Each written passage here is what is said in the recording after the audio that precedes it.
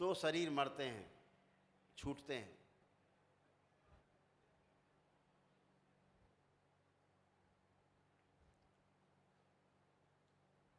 तीसरा भी छूट जाए तो इस मर्त लोक से बार बार जन्म मरण के बंधन से मुक्ति मिलती है। जब तीनों शरीर गायब हो जाएं, गोल हो जाएं।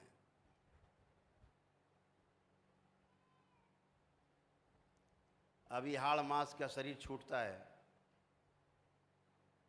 इसमें रहने वाला जीवन उसी गोले के अंदर घूमता रहता है, गोले से बाहर नहीं निकल पाता, फिर से जन्म लेता है, किसी शरीर को धारण करता है अपने कर्म भोग के अनुसार।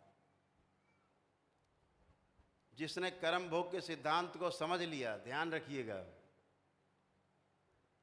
जिसने ठीक से कर्म भोग के सिद्धांत को समझ लिया, वो ध्यान रखे, वो समझो सतर्क हो जाएगा, एकदम सतर्क रहेगा।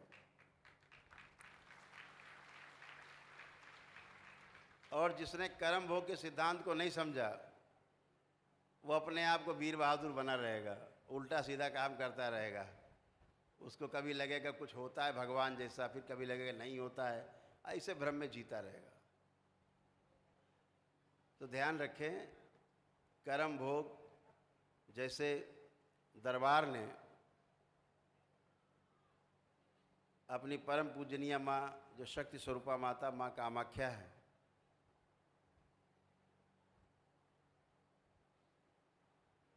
जो स्वयं माँ जगदम्बा है, जगत जननी माँ है,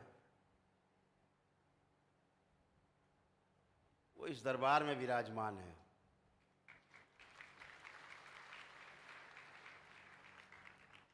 उसका प्रमाण क्या है? उसका प्रमाण ये है कि व्यक्ति चाहे तो एक दिन में भी स्वस्थ हो सकता है, एक क्षण में स्वस्थ हो सकता है।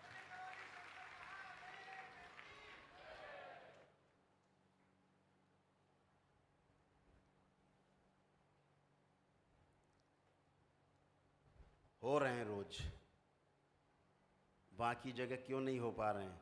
जहाँ ढिंढोरा पीटा जा रहा है कि माँ विराजमान है, वहाँ क्यों नहीं हो पा रहे हैं? वहाँ के लोग, पूजा करने वाले लोग खुद ही बेचारे बीमार हैं, परिवार बीमार है।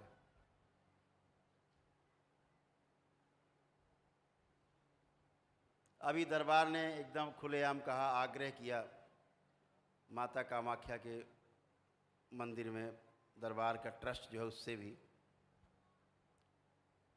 वहाँ के गवर्नर से भी, आसाम राज्य के वहाँ के मुख्यमंत्री जी से भी, वहाँ के पंडे पुजारियों से भी आग्रह किया। जो लोग बलि प्रथा को बढ़ावा दे रहे हैं उनसे आग्रह किया गया कि निरीह जानवरों की हत्या, जीवों की हत्या माता के मंदिर परिसर क्षेत्र में कम से कम ना करो। बाकी तुम जहाँ करना है करो जाके, मरो जाके, कोई लेना देना नहीं, लेकिन मंदिर परिसर क्षेत्र में कोई हत्या मत करो। यहाँ हिंदुस्तान से नहीं, पूरे विश्व से लोग आते हैं, परिवार आते हैं, बच्चे आते हैं, महिलाएं आती हैं। होती हुई जब हत्या देखती हैं तो अपने धर्म से विश्वास उठ जाता है। हमारे धर्म का पहला सूत्र है अहिंसा परमो धर्मा, और वहाँ चल रहा है हिंसा परमो धर्मा।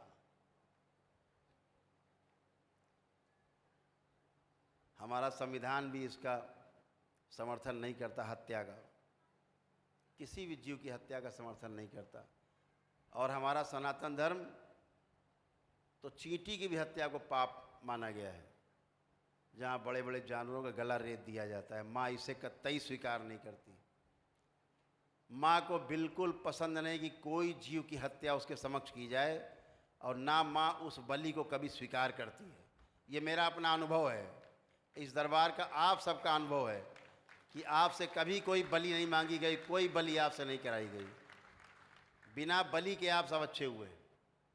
जो बलि दे करके भी स्वस्थ नहीं हुए वो भी यहाँ बैठे, यहाँ आए हैं। जो हर साल बलि देते वो भी यहाँ बैठे हुए हैं, लेकिन यहाँ बगैर बलि के दिए हुए अच्छे हुए हैं, स्वस्थ हुए हैं। निश्चित रूप से बलि प्रथा उन लोगों ने चलाए जिनको मांस खाने का बड़ा शौक है, समाज में मांस खाना अच्छा नहीं माना जाता है, न माना जाता था, न कभी माना जाएगा, क्योंकि मनुष्य मांस खाने के लिए पैदा नहीं हुआ। न उसके शरीर का ऐसा कोई डिजाइन बना है कि वो मांस खा सके, पचा सके। आप केवल जो खाते हैं मांस वगैरह, उसका मसाले का टेस्ट लेते हैं बस। मांस का क्या टेस्ट है? कोई टेस्ट ही नहीं है। मांस का कोई स्वाद नहीं है, मसाले का टेस्ट लेते हो।